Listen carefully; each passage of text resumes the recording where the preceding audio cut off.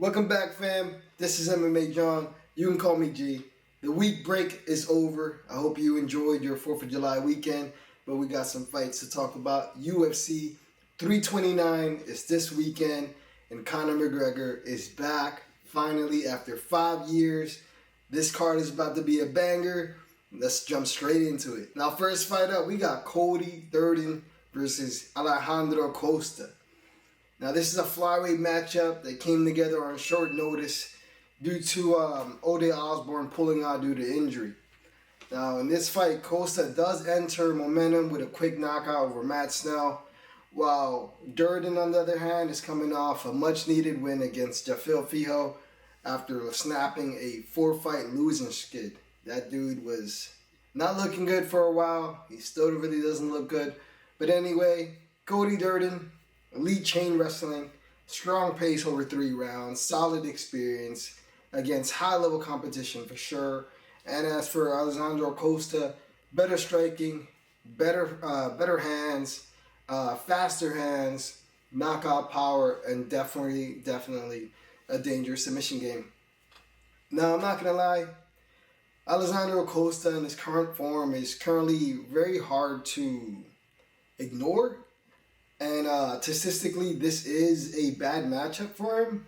Historically, a lot of wrestlers have given Costa some tough moments. And Durden is very durable and built for that exact same thing. I think in this fight, guys, if Durden can obviously secure those early takedowns and avoid getting caught in the entries, he can win some rounds pretty clearly. And of course, if Alejandro keeps it standing and pretty much avoids those takedowns and just pretty much tries to hurt Cody Durden on the feet, then he can obviously pretty much win rounds. I'm slightly leaning Alejandro Costa. Short notice got me a little iffy. Durden's pretty durable, and his wrestling game is there, his volume game is there. But ultimately, I think he'll be able to stuff Cody Durden's takedown, similar to what he did against Steve Erceg. I know he lost against him. Amir Abazi, I know he lost against him too. And Stuart Nickel, but he defended those takedowns pretty well. He should be able to pretty much hurt Cody Durden on the feet, again, while stuffing those takedowns. So this is pretty much a finish incoming from Alejandro Costa's side. Even if it goes to the ground, I mentioned that he does have a good submission game. So with that being said, the pick is Alejandro Costa to get it done via finish. It could be a KO, it could be a sub, just in case he gets taken down to the ground. But I do see a finish incoming. So Alejandro Costa to get it done by sub or knockout. Now, next fight up, we got Ryan Gandra versus Zach Reese. Now, Ryan Gandra burst into the scene with a 41-second knockout over Jose Medina, if I last recall, I should say. And Zach Reese has already shown he can end fights pretty quickly with wins by knockout and by sub in the very first round. But Ryan Gandra, sorry about that, explosive knockout power, relentless forward pressure, and excellent striking defense. And as for Reese, this dude has a 5-inch reach advantage in this fight, has dangerous submission games like I mentioned, versatile striking from both stances, and more UFC experience, obviously. Now, this is definitely a high-risk fight for both fighters. This fight can go either way. We haven't really seen much from Ryan Gandra. He's kind of just like a big, broody guy who pushes forward and tries to, take your head off. And obviously, Reese, more technical, more experience. He has been there with other tougher guys. He just beat, did he lose to Michel Pereira? I think he probably lost. But anyway, he has definitely fought a better competition, and he can definitely get it done against unproven Ryan Gandra. But that pressure of Ryan Gandra, that pace of Ryan Gandra, and that defense when it comes to striking, I think it's going to pay dividends in this fight, and more than likely Ryan Gandra is going to continue pushing forward Zach Reese and pretty much hurt him on the feet. So I'm going to go ahead and take Ryan Gandra to get it done via knockout. Zach Reese is pretty good, and Ryan Gandra is unproven, so I highly encourage you to stay away from this fight. But Ryan Gandra by knockout is the pick. Now, next fight up, we got Pinas versus Cesar Almeida. In this fight, this is a middleweight matchup with two dangerous-ass finishers. Very different stages in the career. One is practically starting out, and one is basically going to retire very soon. Pinas, for you guys who don't know, rising prospect, Dana White Contender Series, entering a 5-fight win streak with a record of 9-1. While Cesar Almeida brings an elite kickboxing credential to this fight, he's well known for fighting Alex Pereira 3 times in kickboxing world. Unfortunately, he lost twice to him, and he only beat him once. But nonetheless, that's damn near good experience. Also, considering this fight is going to be majority a stand-up fight, just keep that in mind. And anyway, Pinas, high volume offense, excellent at finishing people. Younger, faster, athletic, carries powers into deep fights. And Cesar Almeida, world-class kickboxing pedigree. We spoke about that. Elite timing and accuracy. Dangerous counters. And, of course, that experience is right there on him. Now, in this fight, it's obviously a classic matchup between newcomer and pretty much vet in the game. And I'll be honest with you, make it pretty quick.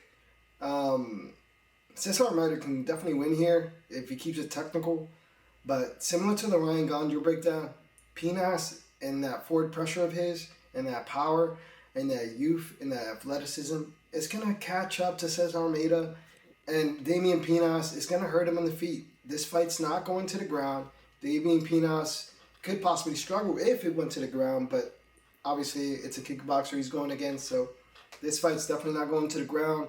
And slightly because of that, I gotta lean with the younger prospect, the faster guy, the more athletic guy, and the more powerful guy in Pinas to get it done. Cesar Almeida is definitely experienced, definitely the better striker overall in my opinion, but I don't think he's going to be able to withstand the power of Pinas and that pressure. So Pinas is the pick via knockout.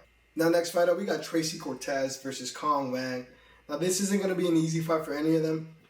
Tracy Cortez, solid wrestler, solid clinch control, strong cardio over 3 rounds, and definitely proven ability to grind out fights and win decisions. And as for Conor Wang, you guys know her. Superior striker, fast hands, good kicks, fast combinations, and improving defensively. When it comes to the grappling department, you guys saw that Eduardo Mora fight. She looked kind of decent. She was defending some takedowns and got the job done in that fight. But anyway, this is a typical grappler versus striker matchup.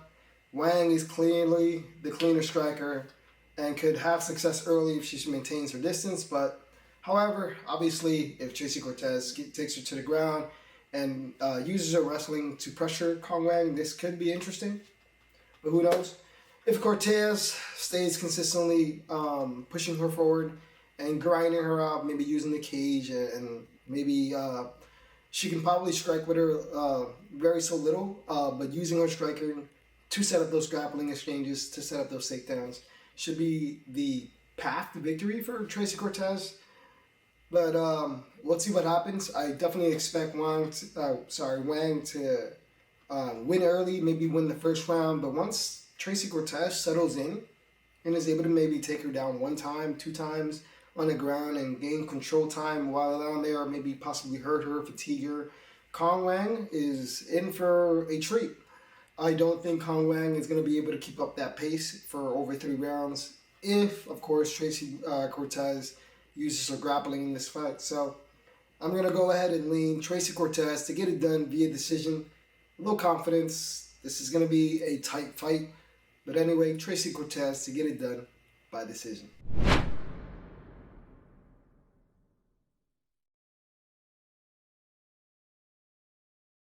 Now, next fight up, we got Cody Garbrandt versus Adrian Yanez. Now, Cody Garbrandt, obviously, you guys know who he is. Good hand speed, ex-champion, fight-ending power in both hands, and excellent counters. And Adrian Yanez, high-volume boxer, good body strikes, sharp defensive fundamentals, and durable and composed under pressure. Now, this is a dangerous matchup for both. I think Garbrandt's athleticism gives him the opportunity early. He is pretty explosive when it comes to counters.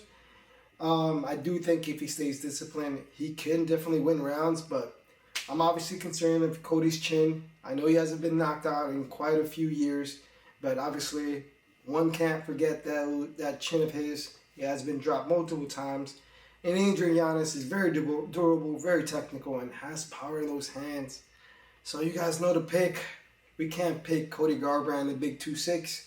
He barely won his last fight. Let's be real.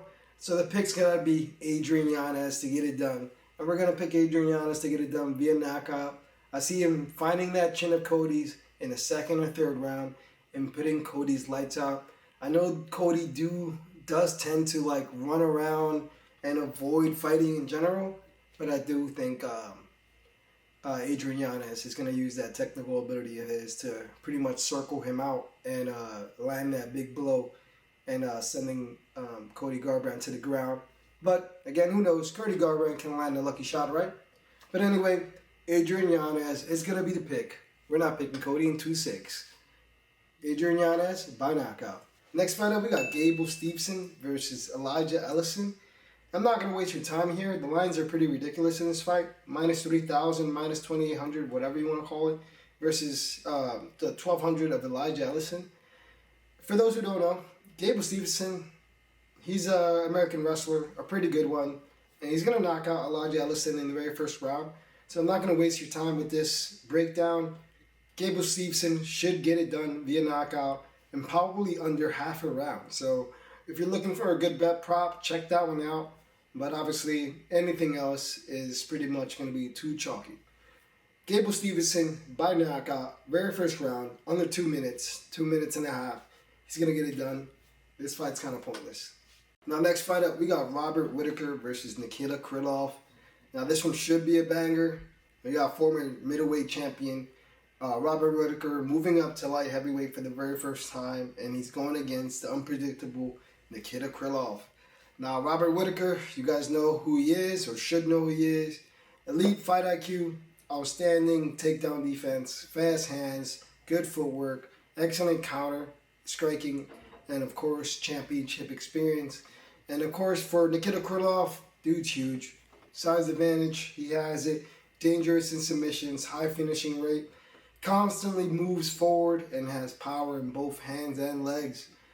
In this fight, guys, you got to ask yourself the biggest question. Does Whittaker's speed, his durability, translate to the light heavyweight division? I know Krylov is naturally bigger and possesses more of a one-shot finishing ability compared to Whittaker, but Whittaker has constantly done well against aggressive opponents, and you guys know that. He has fought Yoel Romero, Izzy, a whole bunch of other guys. He has made them miss and countering them pretty well. I expect Krylov to be very dangerous early, but I'm going to go ahead and lean Robert Whittaker for the pick here. I see, again, Krylov being aggressive early, but I definitely do see Robert Whittaker's IQ coming into play. And I see Robert Whittaker countering when he needs to, being aware, being defensively aware, I should say, and having the ability to just stay at range and pretty much outpoint Krylov on the feet and possibly hurt him on the feet with his speed, his accuracy, and he should be able to get it done in this fight. Low confidence. Krylov is a hard hitter, and we have seen Robert Whittaker finish before, so keep that in mind. But we got to go with Robert Whittaker. Faster guy, high IQ. I know he's smaller, but he should be able to get it done, and I do think that speed and that durability does translate to the light heavyweight division. So let's go ahead and bank on Robert Whittaker to get it done via decision. Now we got another banger on the way. We got King Green versus Terrence McKinney. Now this one, it's going to be fireworks, man. Let's be real. King Green, elite boxing fundamentals, excellent defensive movement, veteran experience, good cardio, and I love his emotes, man. Let's keep it real. When he does that one emote, when he just walks up to you, I think it's pretty cool. But anyway, Terrence McKinney, this guy's round one or bust, right? Fight-ending power, strong offensive wrestling, strong dangerous submission game. Obviously, power in those hands. Every fight ends with a finish with this guy. Definitely has 100% finish rate. This one's going to be difficult to predict, I'm not going to lie. The first 5 minutes obviously says everything in a Terrence McKinney fight. with that being said, man, I faded Terrence McKinney last time, and we paid the price. He knocked out, I forgot who, in his last fight, and he ended up finishing him in the very first round.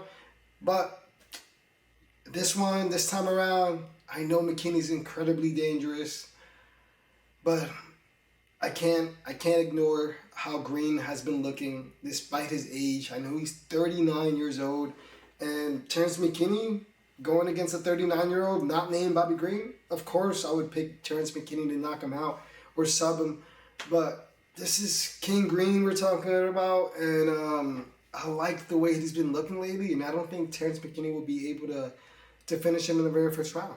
I think if he survives that very first round, he's gonna fucking destroy Terrence McKinney on the feet. He's gonna play with him, school him, and all the above. So I gotta go with King Green to get it done via knockout. I'm definitely scared. You shouldn't bet on this fight, but I gotta pick someone, right? So I'm gonna go ahead and pick King Green to get it done by knockout. But again, be careful. He's 39, and Terrence McKinney finishes people, finishes everyone. But anyway, King Green via knockout. Now, next fight up, we got Brandon Royval versus Whittaker Kavanagh. Now, you guys know Brandon Royval, elite scrambling ability, dangerous submission games, great cardio, great forward pressure. The dude makes the fight go his way 9 times out of 10, right?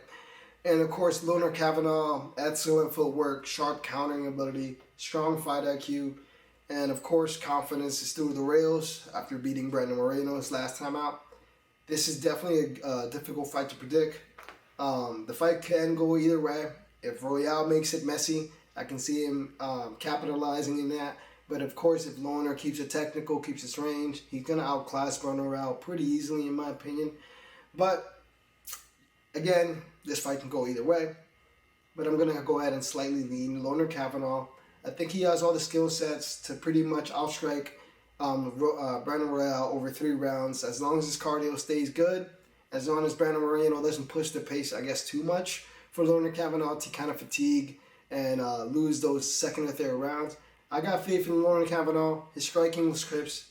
His striking is really good.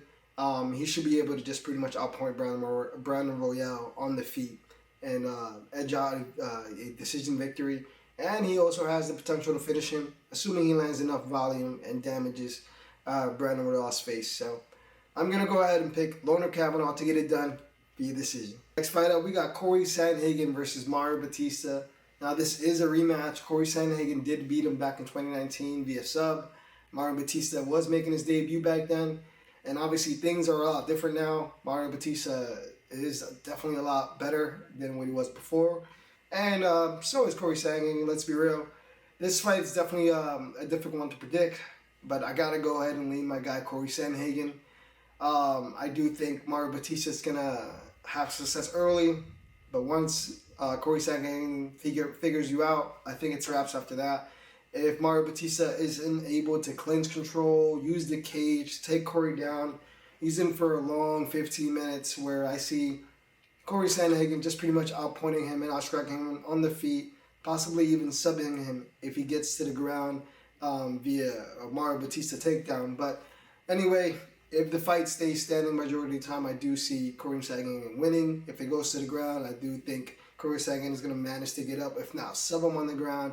I am being a little bit biased towards Sandhagen, but Mario Bautista is okay. I'm not really impressed, let's be real, but the dude wins a lot of decisions. So he tends to pretty much be a good minute winner. And you can pretty much bank on him to, if he wins, he's probably going to be winning a decision anyway. He's not going to finish Corey. But anyway, Sandhagen is the pick. He's going to win by technically outstriking Mario Bautista, avoiding those takedowns, and earning those winning minutes in this fight. So give me Sandhagen to pull off a close victory. This time around, things are different. Sandhagen is going to get it done via decision. Now, next fight up, we got the co-main event of the evening. We got BSD, Bernard St. Denis versus Paddy the Pimblett, Paddy the Baddie. Now, in this fight, guys, I've been going back and forth with this pick. BSD's winning, Paddy's winning. I've been going back and forth. So, with this breakdown, take my pick with a grain of salt. Both of these fighters can obviously win. But anyway, here we go. BSD, elite cardio, relentless forward pressure, strong wrestling takedowns, and of course, good heavy ground and pound pressure. And as for Paddy, excellent submission game. You know he's a black belt in jiu-jitsu. His boxing is slightly improving, dangerous scrambler, good durability, and of course, high fight IQ when it comes to grappling exchanges. This is one of the toughest fights to call. You guys know I said that. The key here is if Paddy can pretty much punish BSD when it comes to those failed takedown attempts that BSD is going to attempt. Let's be real. BSD is most likely going to try to attempt to take down Paddy. And when you do that, you're in Paddy's world now. You know, all those subs that he has, that black belt that he has, come on, you can't really, you know, it's not really the smart thing to do if you want to take down Paddy to the ground, where a place where you can pretty much finish you in. I think, obviously, BSD's path to victory is to keep it standing and outstrike Paddy on the feet. And hopefully land that good shot and try to put his lights out. But unfortunately, Justin couldn't get it done over 5. I don't think BSD will be either. Scousers apparently don't get knocked out. So I don't think he'll be able to do so. BSD, that is. But anyway, that's the question you got to ask yourself. Can Paddy punish him for those failed entries? I think he can. I think once BSD tries to go for those entries, Paddy's going to punish him on the ground, using elbows, using submission attempts, getting BSD a little bit terrified to taking his fight to the ground. And that's his bread and butter, is his takedowns. So you remove that, now you got a striking fight. Now you got BSD, I think is probably the more technical striker compared to Paddy. But Paddy has been looking kind of solid. He does throw pretty much wild, but his boxing has been improving, and I do got him landing some shots against BSD here. I do think he is going to be able to out-volume BSD, out-pressure him, and I do think his chin holds up better than BSD. And of course, if this fight goes to the ground, you guys know Paddy is going to be the better guy when it comes to the ground. So, with that being said, Paddy Pimblett is the pick. I don't see him losing back-to-back fights. I do think he wins here via submission or via decision. This is going to be a difficult fight for both fighters, so please take this pick with a grain of salt. Like I said earlier, this fight could go either way. Paddy Pimblett is the pick via decision, via sub. Now, next fight up, we got the main event of the evening. We got the return of the Mac, Conor McGregor versus Max Holloway. Now, this one's going to be a good-ass fight, a crazy fight, a guaranteed knockout. Let's be real. This fight doesn't really need a breakdown. You guys know what's up with both fighters. For the sake of the sport, I want Conor McGregor to win. For the sake of the sport. You know, of course, who wouldn't want to see Conor win? His face in the limelight, you know, his media presence, those interviews. Who wouldn't want to see him win, right? But of course, it's been 5 fucking years. And Max has fought 8 times since then. There's literally no way Conor wins. Unless, of course, he lands that lucky shot. We have noticed Max Holloway has been touching the canvas in multiple fights recently. So you got to be weary about that. So keep that in mind. But let's be real. 5-year layoff, and you think 6 to 8 months of training is going to take what you did to your body in 5 years? Hell no. So obviously the pick is going to be Max Holloway to get it done via knockout. Second or third round is the prediction, or the round I'm going to go ahead and lean on. But we will see. Obviously, we're all going to probably sprinkle Conor McGregor to get it done by knockout, because who wouldn't? But obviously the pick is going to be Max Holloway. Max Holloway is going to come here and destroy this guy. It's been too long. Max Holloway via knockout. I don't give a shit about the 170-pound or weights or whatever. I don't. Max is going to get it done. Max is going to outperform, out cardio, outdo him. It's going to be pretty easily in my eyes. But, of course, sprinkle on Conor by knockout. But anyway, that's the video, guys. UFC 329 should be a banger. If you like what you see, please hit the like button, subscribe, and comment something for the algorithm. I'll see you guys in the next video. Peace.